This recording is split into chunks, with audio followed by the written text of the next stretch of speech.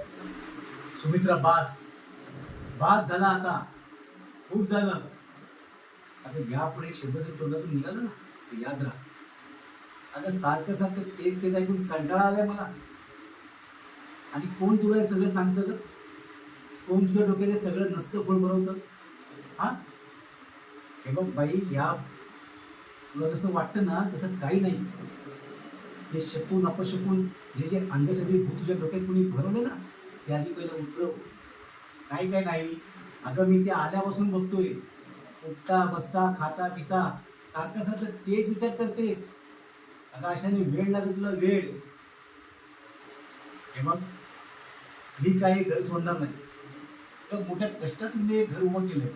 हा, आणि हे बघ, यापुढे जर माझ्या मागे तगादा लावलीस ना तर याद राहा, एक वेळ मी तुला सोडून देईन पण मी हे घर सोडणार नाही. लक्षात ठेव.